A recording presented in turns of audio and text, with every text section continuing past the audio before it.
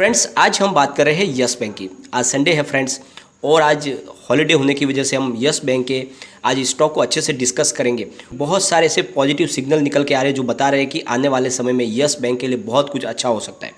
तो कुछ ऐसे निर्णय हैं जो यस बैंक की तरफ से लिए जा रहे हैं, वो यस बैंक की सेहत को बहुत ज़्यादा सुधार सकते हैं। साथ में कुछ ऐसे कारण ऑटोमेटिकली बनने लगे हैं जो हो सकता है कि यस बैंक की सेहत को बहुत ज़्यादा सुधार दे। तो फ्रेंड्स, एक साथ कम से कम 3-4 बड़ी खुशखबरियाँ हमें देखने को मिल रही है जो ये साबित करती है कि आने वाला समय यस बैंक के लिए अच्छा हो सकता है। तो एक एक करके हम उनको डिस्कस करेंगे और जानने की कोशिश करेंगे क्या इन सब की वजह से आगे जाके यस बैंक के स्टॉक में बहुत बड़ी तेज़ी बन सकती है, क्योंकि यस बैंक की सेहत बहुत जल्दी सुधर सकती है। क्योंकि यस बैंक की सेहत में सबसे बड़ी जो कमज़ोर कड़ी है वो है इसका बढ़ा हुआ एनपीए। तो कुछ ऐसे अब सिग्नल दिखने लगे कि बहुत जल्द हो सकता है कि इनके एनपीए की रिकवरी हो जाए।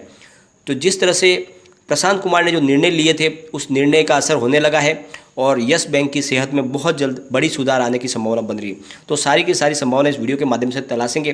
फ्रेंड्स, अगर आपने यस बैंक में इन्वेस्टमेंट किया हुआ है तो ये वीडियो पूरा देखें, आपको बहुत सारी आपकी जो चिंता है वो खत्म हो जाएगी।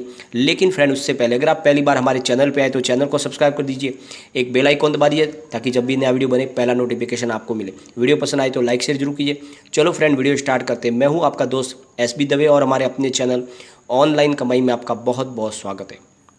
फ्रेंड्स, बहुत जन ने जो यस बैंक में इन्वेस्टमेंट किया है वो हमेशा टेंशन में रहते हैं, घबराते रहते हैं कि उनको बहुत ज़्यादा लॉस हो जाएगा, उनके पैसे डूब चुके हैं। तो फ्रेंड्स, मैं बार बार आपसे कहता हूँ कि जब तक आप लॉस बुक नहीं करोगे आपको कोई लॉस नहीं होगा। भले ही आपकी खरीदारी अगर 17 की हो, 18 की हो या 19 की हो, जब तक आपने माल नहीं बेचा तब तक आपके पास माल है, उसमें बढ़ने की संभावना है।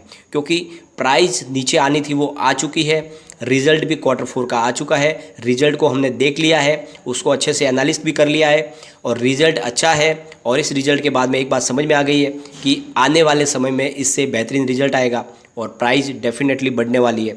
और उसके पीछे बहुत सारी वजह है, उनको हम डिस्कस भी करेंगे। एक बार ज़रा कारोबार को डिस्कस कर लेते हैं। फ्राइडे के दिन यस बैंक का स्टॉक 13.30 पर ओपन हुआ, हाई थी 13.40 की और लो था 13.15 का। एंड में जो क्लोजिंग आई वो है 13.35 पर, करीब 0.75% अप पर क्लोजिंग आई। तो फ्रेंड्स, सबसे बड़ी जो राहत देने वाली खबर यह है कि काफ़ी दिन से स्टॉक 13 के सपोर्ट को नहीं तोड़ रहा है। इसका मतलब ये हो गया 12.5 रुपये का मेजर सपोर्ट है, वहाँ तक स्टॉक अब नहीं जाएगा। 13 के ऊपर ही ये काम कर रहा है, स्ट्रगल कर रहा है, यानी यहाँ से फिर बढ़ने की संभावना बन रही है। और बहुत ही अच्छे वॉल्यूम के साथ में कामकाज हो रहा है। वॉल्यूम के मामले में पूरे बाजार में टॉप 5 में था ये।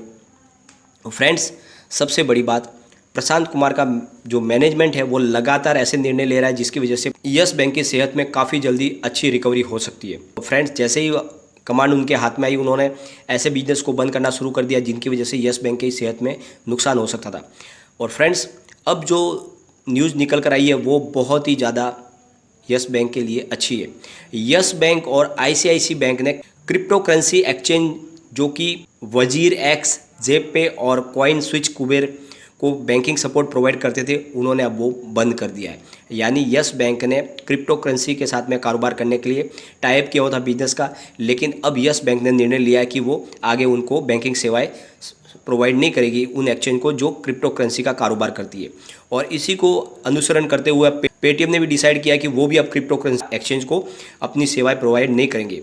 तो फ्रेंड्स, यह जो यस बैंक ने निर्णय लिया वो RBI की उस सलाह के बाद में लिया जब RBI ने बैंकों को सलाह दी कि आप क्रिप्टो करेंसी के कारोबार से दूर रहें, क्योंकि यह एक वर्चुअल मनी है, फिजिकली इनका कोई वैल्यूशन नहीं है। RBI की तरफ से ये कहा गया था कि आप ऐसे अपने बैंकिंग कारोबार में क्रिप्टो करेंसी के लिए कोई जगह न दें। तो इस निर्णय को मानते हुए यस बैंक ने बहुत जल्दी निर्णय लिया कि इस कारोबार से दूर हो जाना चाहिए। तो उन्होंने अब आगे निर्णय लिया कि उन्होंने जो टाइप किया हुआ था इन एक्सचेंज के साथ में उनको कैंसिल कर दिया है और आगे से अब वो किसी को भी क्रिप्टो करेंसी के एक्सचेंज को अपनी बैंकिंग सेवाएं सपोर्ट नहीं करेंगे।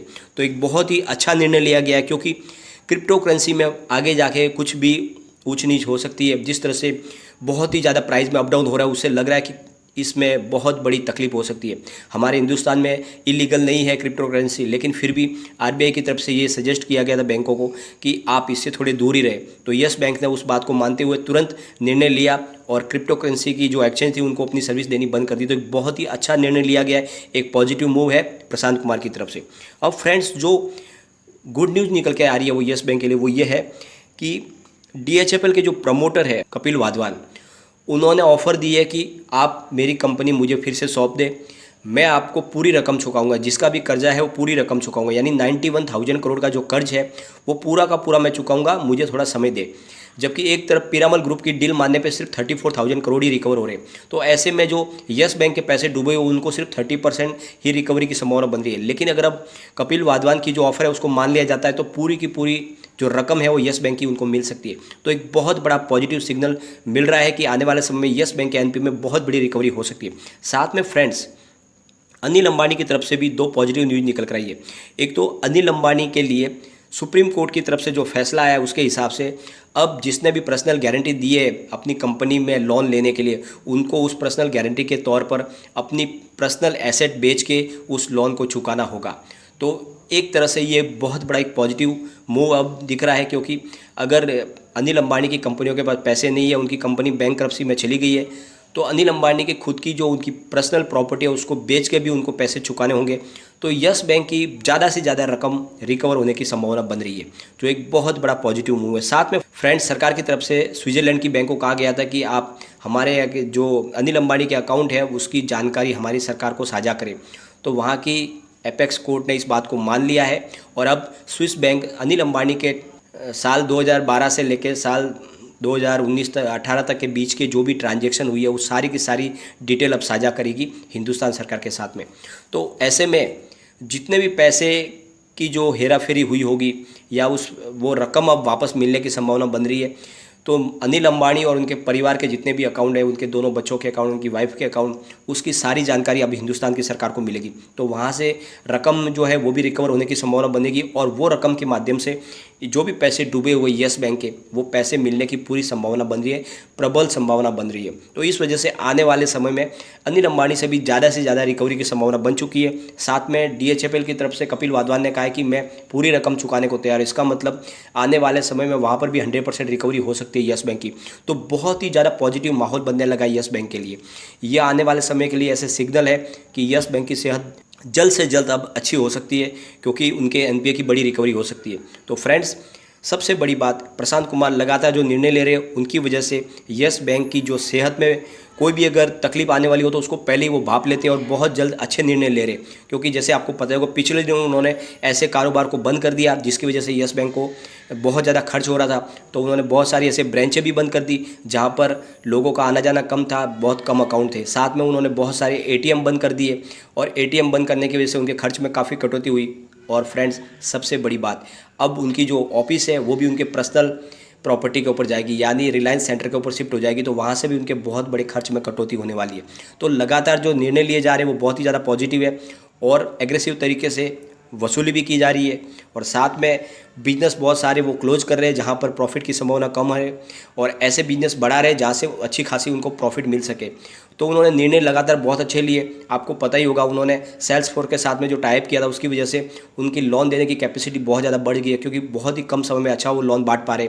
और इसी वजह से PNB फाइनेंस ने भी उनके साथ में टाइप किया लोन बांटने के लिए। आने वाला समय है जो यस बैंक के लिए अच्छा हो सकता है। तो आपको इसमें ज़्यादा घबराने की ज़रूरत नहीं है, बस आपका नज़रिया थोड़ा लॉन्ग टर्म रखें। प्राइस थोड़ी नीचे आई है लेकिन ये प्राइस फिर बढ़ जाएगी। जैसे ही थोड़ा सा माहौल चेंज होगा प्राइस बढ़ने लगेगी।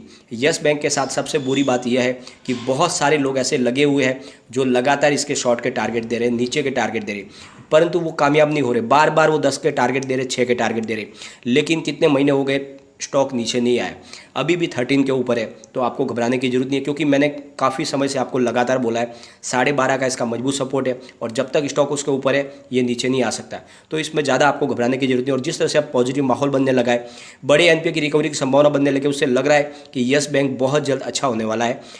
फ्रेंड्स, जो भी आपने इसमें निवेश किया हुआ है उसका कई गुना आपको रिटर्न मिल सकता है, बस आपको थोड़ा सा धैर्य रखना होगा।